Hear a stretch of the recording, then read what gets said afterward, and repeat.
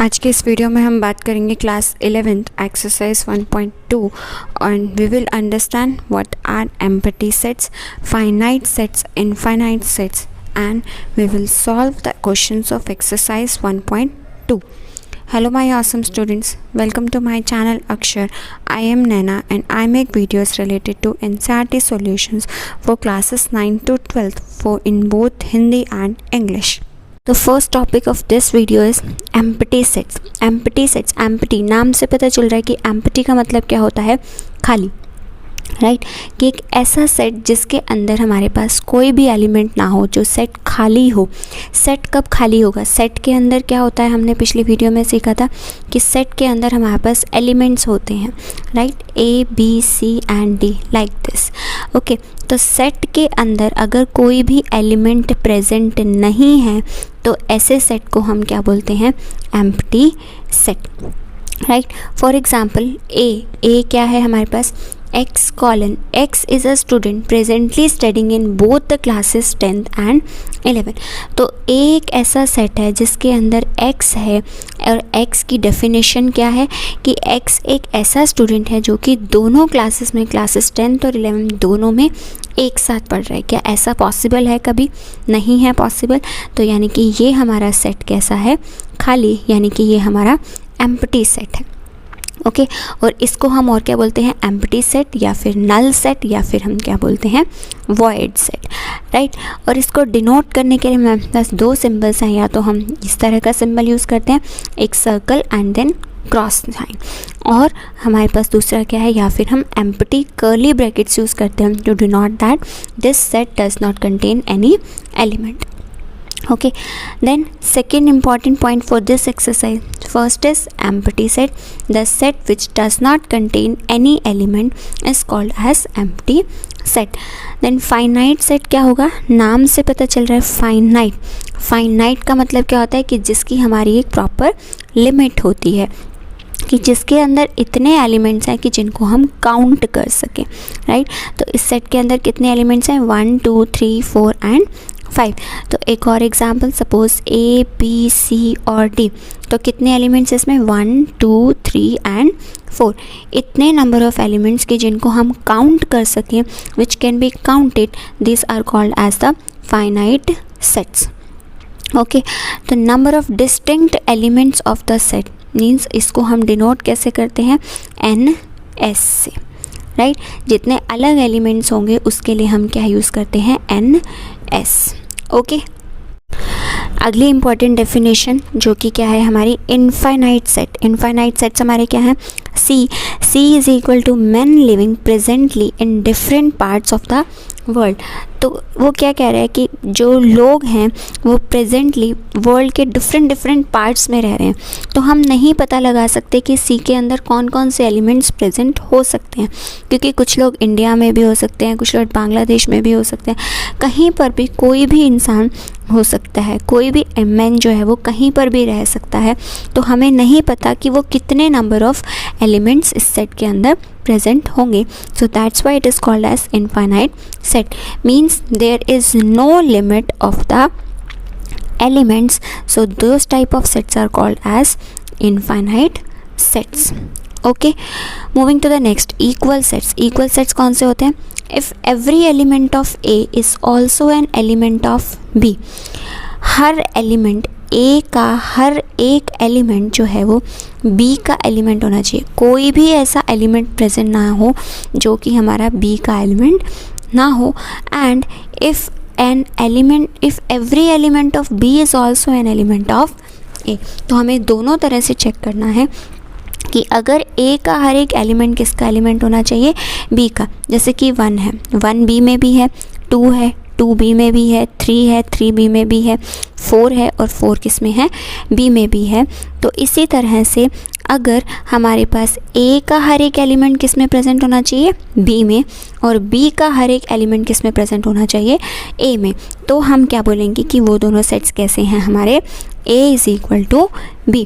तो अब इस केस में तो हमारे पास क्या है कि सारे हैं, लेकिन हमारे पास एक इक्वेशन ऐसे भी हो सकती है, आपके माइंड में ये क्वेश्चन भी आ सकता है कि जब A के सारे एलिमेंट्स B में प्रेजेंट होंगे तो ऐसा कैसे पॉसिबल है कि बी का भी हमें हर एक एलिमेंट चेक दोबारा करने की ज़रूरत क्यों है, कि जब हमने ए के चेक कर लिए बी में है या नहीं, तो फिर से बी के क्यों देखने हैं हमें?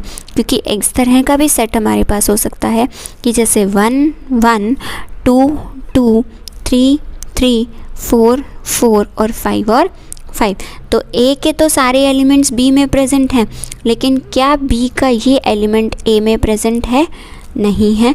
तो ऐसे सेट्स को हम इक्वल सेट्स नहीं बोलेंगे। तो इक्वल सेट होने के लिए दोनों कंडीशंस होनी चाहिए कि ए के सारे एलिमेंट बी में प्रेजेंट होने चाहिए और बी के सारे एलिमेंट्स किस में प्रेजेंट होने चाहिए? ए में, राइट। तो इसी पर बेस्ड हमारा फर्स्ट एग्जाम्पल नंबर 6 जो क्या है, state which of the following sets are finite और इनफाइनाइट। फाइनाइट और इनफाइनाइट मतलब हमें ये बताना है कि कौन से सेट्स फाइनाइट हैं और कौन से इनफाइनाइट। तो फाइनाइट कौन से होते हैं? जिसमें हमारी जो एलिमेंट्स हैं उनकी हम काउंटिंग कर सकें, एक प्रॉपर नंबर हो, और इनफाइनाइट जिसके अंदर हमारे पास क्या हो, no limit of elements is there. Okay तो सबसे पहला क्या है, x belongs to natural number, सिर्फ नेचुरल नंबर्स देने हैं हमें, right. And x-1 and x-2 is equal to 0। आपको पता है क्लास 10th में आपने पढ़ा है जब हम क्वाड्रेटिक इक्वेशन सॉल्व करते हैं तो इस तरह से हमारे पास दो फैक्टर्स आते हैं। तो x की वैल्यू कैसे निकालते हैं, एक बार इसको इक्वल टू 0, एक बार इसको इक्वल टू 0, यानी कि x-1 किसके बराबर आ गया, 0 के बराबर, और x-2 किसके बराबर आ गया, 0 के। तो x की वैल्यू आ गई 1 और इधर से x की वैल्यू कितनी आ गई, 2। तो कितने एलिमेंट्स हो गए इस सेट के, इस सेट के सिर्फ 2 एलिमेंट्स हो गए। तो यानी कि ये कैसा हो गया मेरा, फाइनाइट सेट, ठीक है। इसी तरह से अगर हम थर्ड की बात करें तो इसके अंदर भी क्या है, 2x-1 equal to 0, 2x-1 is equal to 0। तो 2x की वैल्यू कितनी आ गई, 1, तो x की वैल्यू मेरे पास आ गई 1/2। तो सिर्फ एक ही एलिमेंट आया, तो ये भी मेरे पास कैसा सेट हो गया, फाइनाइट सेट। जिसको हम काउंट कर सकें वो हमारे कैसे होते हैं, फाइनाइट, राइट। अब last x is a odd number. तो ओड नंबर्स कौन कौन से हो सकते हैं, 1 3 5 7 9, कितने भी नंबर्स तक जा सकते हैं ओड नंबर्स, तो इनकी कोई काउंटिंग नहीं है। तो ऐसे सेट्स, ऐसे हमारे सेट्स कैसे होते हैं, infinite sets, okay. Then moving to example number 7, इसके अंदर क्या है, find the pair of equal sets if any, give reasons. Equal sets कोई है तो हमें वो बताना है। ए जो है वो इसके अंदर सिर्फ एक ही एलिमेंट है 0, और बी के अंदर क्या है, greater than 15 and less than 5। तो ऐसा कोई एलिमेंट पॉसिबल है क्या कि जो, अगर हम नंबर लाइन पर देखें तो यहाँ 0, यहाँ 5 और यहाँ 15, क्या कोई ऐसा एलिमेंट पॉसिबल है नंबर कि जो 15 से बड़ा हो लेकिन 5 से छोटा हो, दोनों कंडीशन सेटिस्फाई हो, क्योंकि बीच में एंड लगा हुआ है, राइट। तो क्या कोई भी ऐसा नंबर हो सकता है कि जो 5 से छोटा हो लेकिन हमारा क्या हो, 15 से बड़ा हो? नहीं।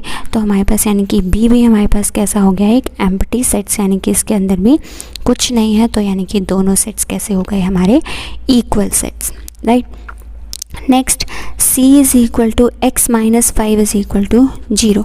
तो यहाँ से x की वैल्यू क्या आ जाएगी, सिंपल 5, यानी कि इसके अंदर एक ही एलिमेंट है 5, लेकिन d के अंदर क्या है, x² is equal to 25।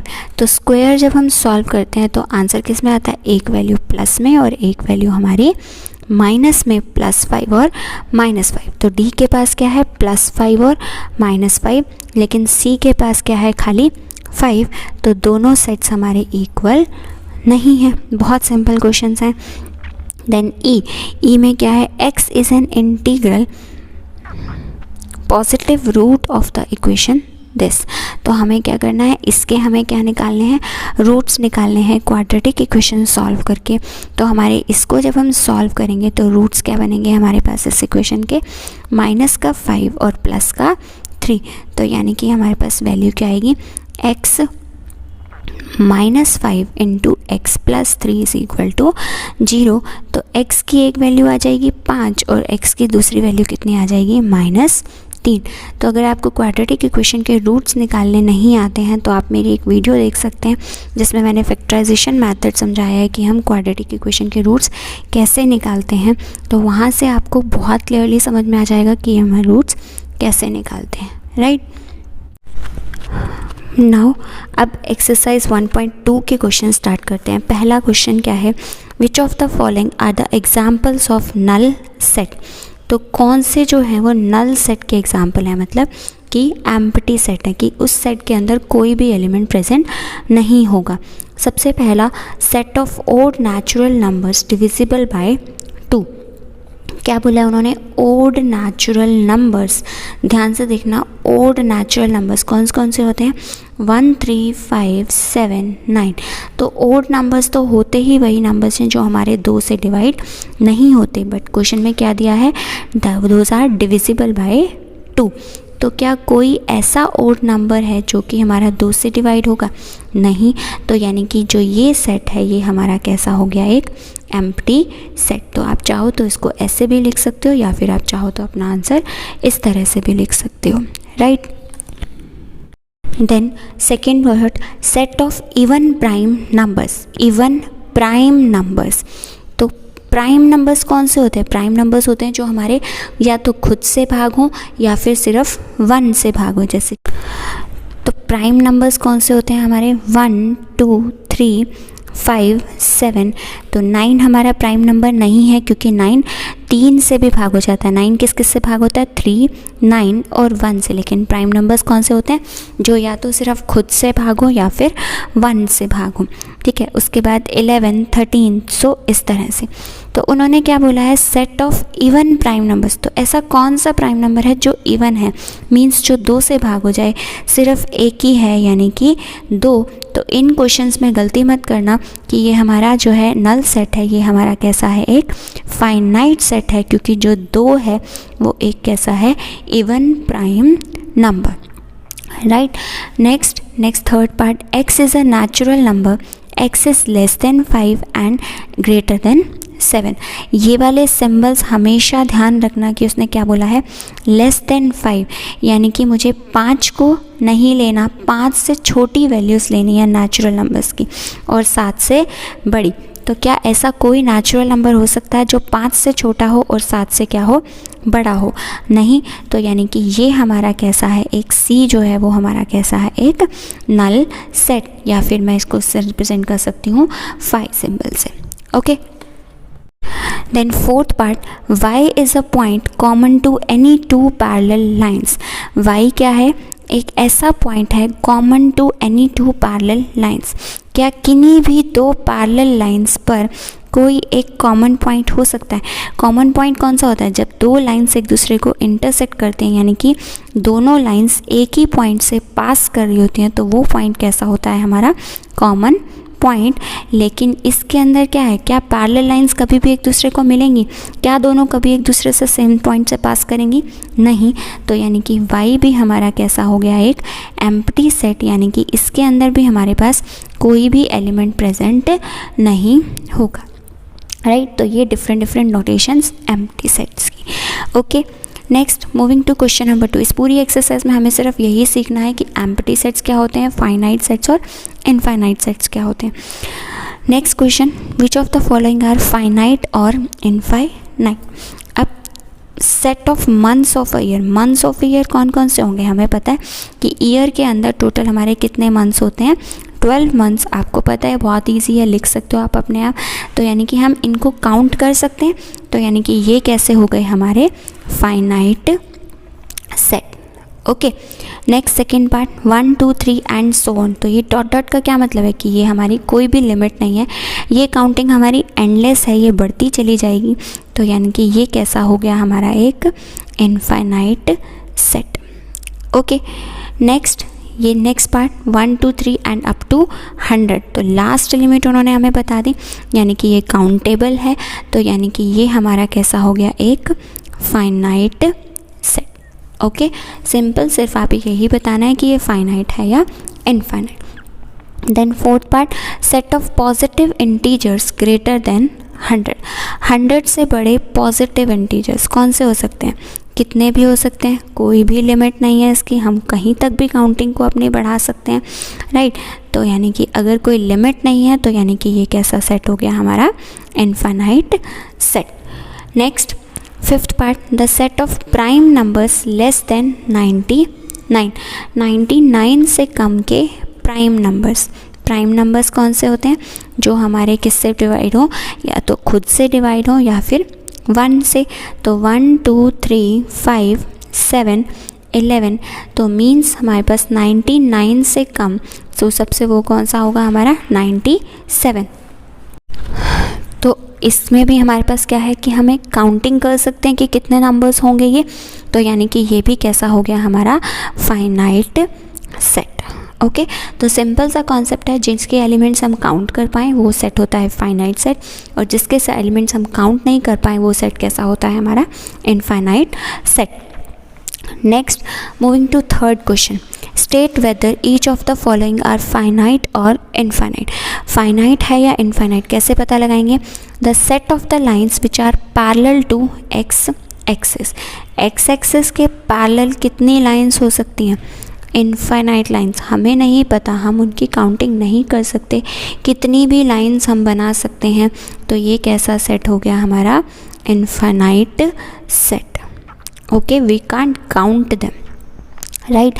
Next, the set of the letters in the English alphabet. अब इंग्लिश अल्फ़ाबेट के अंदर हमें सबको पता है कि टोटल कितने अल्फ़ाबेट्स होते हैं? 26 अल्फ़ाबेट्स होते हैं, उनको हम काउंट कर सकते हैं, तो यानी कि वो हमारे कैसे हो गए?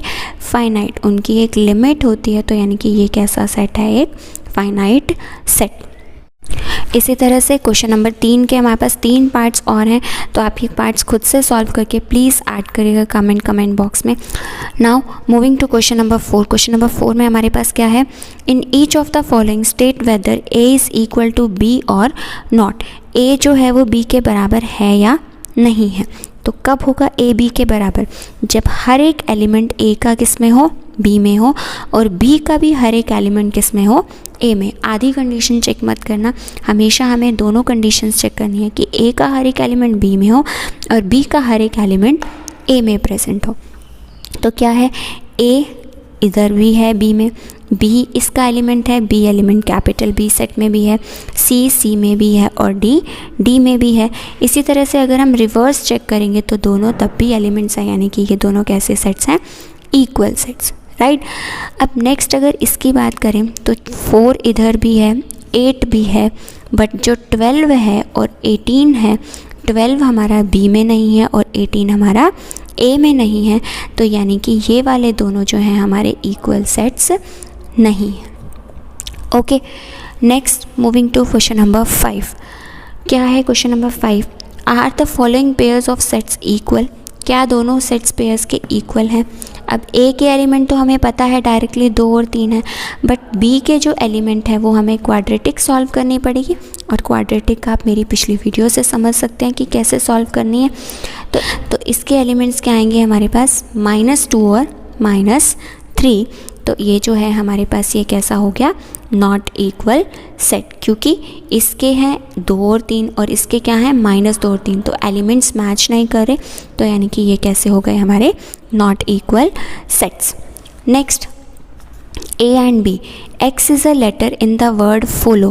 फॉलो के अंदर, यानी कि ये अब हमको किस में लिख कर देखना पड़ेगा कि हमारे पास क्या है? एलिमेंट्स क्या हो जाएंगे इसके? FLOW, और बी के क्या हैं एलिमेंट्स? WOLF, क्योंकि मैंने आपको सिखाया था कि जब भी हम इसको रोस्टर फॉर्म में लिखते हैं तो यानी कि हम क्या करते हैं? एलिमेंट्स, रिपीट एलिमेंट्स को दोबारा से नहीं लिखते, सिंगल एलिमेंट को हम एक ही बार लिखेंगे, ठीक है। तो हर एक एलिमेंट, F इधर भी है, L इधर भी है, O भी है और W भी है, तो हर एक एलिमेंट A का किस में प्रेजेंट है? B में, और B का हर एक एलिमेंट किस में प्रेजेंट है? A में। तो यानी कि ये दोनों सेट्स कैसे हो गए हमारे? Equal sets, right. Now question number 6। From the sets given below select equal sets. Equal sets बताने हैं हमें कौन से हैं इन सारों में से। तो जैसे A है, A में क्या है? 2 4 8 एंड 12। तो आपको देखना पड़ेगा कि क्या कोई ऐसा है जिसके अंदर ये सारे एलिमेंट्स प्रेजेंट हो। नहीं है, छोड़ देते हैं। बी की बात करते हैं। बी क्या है, 1 2 3 एंड 4। इसमें 1 2 3 4 नहीं है, इसके अंदर है 1 2 3 और 4। तो यानी कि बी और डी दोनों सेट्स आपस में क्या हैं, बराबर। पेयर्स ढूंढने हैं हमें। तो बी के सारे एलिमेंट्स डी में हैं और डी के सारे एलिमेंट्स किस में हैं, बी में। ओके, नेक्स्ट सी भी नहीं है हमारे पास, कहीं पे छोड़ देते हैं। ई के एलिमेंट्स क्या है, -1 और 1, और जी के भी क्या है, 1 और -1। तो सीक्वेंस मैटर नहीं करता कि एलिमेंट सीक्वेंस में लिखे हों, मैटर क्या करता है कि हर एक एलिमेंट इसका इसमें प्रेजेंट हो, इसका हर एक एलिमेंट इसमें प्रेजेंट हो। तो यानी कि ये दोनों सेट्स हमारे कैसे हो जाएंगे, equal sets, right. Next F और एच, इन दोनों भी आपस में, ये दोनों भी इक्वल हैं क्योंकि इनके भी एलिमेंट्स जो हैं वो बराबर नहीं है। तो यानी कि एफ और एच जो है ये दोनों भी सेट्स आपस में इक्वल सेट्स नहीं है। Okay, if you find my video useful for you, then please do like, share and subscribe my channel so that you can get more updates of my new videos. तो अगली video में हम बात करेंगे exercise 1.3 and examples of exercise 1.3. Till then, take care and bye bye.